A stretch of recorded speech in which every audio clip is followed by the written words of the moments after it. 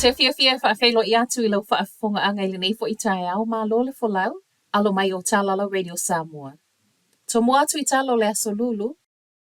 E taungata atu le tau o loa I supermarket I New Zealand whaatusa I atu nu e iai au se tālia, Peretania ma Aialani. O whaai unga le ana sau ma se tasi o so esu enga fou le ana whaatusa tusa I e tangata so esu e au se tālia le tau o le tele o loa. Le olo o tele ina whaatau I tangata mai supermarketi.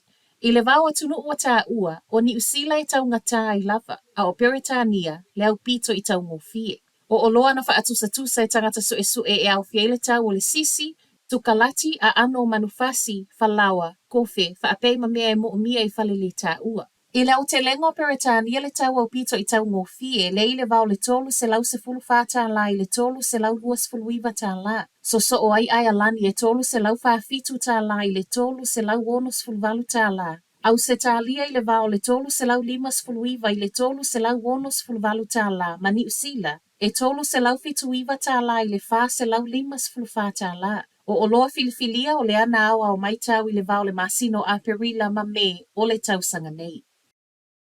Ua whaamaunia mai le minista wa onga Erica Stanford o loo anga I mai le vesoa soani mo whanau wa onga e le o mawhaio na pasi suenga NCEA. O suenga neo le matematika, o le whaitautusi ma le writing, ma o se vesoa soani na whaailoa e le minista. I luma o le konferenisi wha le tausanga le Post-Primary Teachers Association. O suenga NCEA nei masuinga o loo toe upuia e sui o le uni whaapele asocio whaia onga. Ona o le la ititi o le langolango o loo mawhaio na mau e whanau. Whaapele wasengo whaia onga au amatai nisi o suinga wha au popo i le tausanga nei.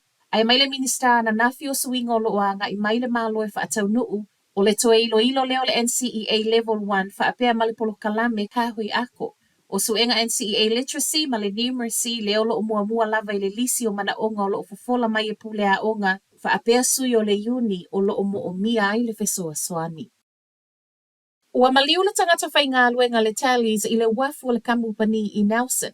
Whaamaunia mai le pule silo le kamupani o le ua maliu na whaamanu aliati ngā I nai a o iai le wafu I ngā luenga I le awaulia na nafi. Ma ewi le tau mawhai atu e lavia I lona soifua e le I mawhai ona whaasau ina mai ai. O loo whaasalo nei so esu e ngai totono le whalewhai ngā luenga whaapea whaalaputupotonga mai tua I le ato ango le mena tupu. E tu whaatasia talo le tai au. O loo ngā lulue pea leo e longo le ainga o le ua maliu. Whaate ia le toa tele I le Facebook Live a le pulenu o Central Otago le ana whaeloa mai aila na whaamāwaenga. O le live le nei le pole asonga fua na whai mai 18 Karoken o le e whaamāwae le Labour Weekend. Le pa ui le vaiaso muli o le masina le nei ma o lona winga o lea e whaamāwae e le I umalana nofo a inga lona tolu. Pei tae o le filifili ai le pulenu o le Labour Weekend o le a le tau mo o mia ai se isi palo tala I titi a Central Otago. E toe sa ili ai se isi e sui tūlanga le pulenu ma o lona winga o le asa ili e councillors na o se isi e sui tūlanga tau ina whaatali ai. Le isi palo ta pule ngā nui le tausanga fou. O le pulenu I a Karoken o se tasi na amata se e mai le tofinga I le lua fesfulu maleono ma o iei fua ngai si iti atu malona ai ngai Wellingtone mo nisi o vala awina. Whai watu I tala mai Israelu, o le tae o nei wasa waile tala wapo mo Iran Israelu. Wha mauninga nei sau mele militeli a Israelu ma e whaapeo le tele o vaengo Israelu lea olo o tau whaila viai. Wha atonuina tangata Israelu e ala I whi autusi tusi a lafo I telefoni. Whaapea lungo o televise ina ia sulu wha I no foanga e maluai.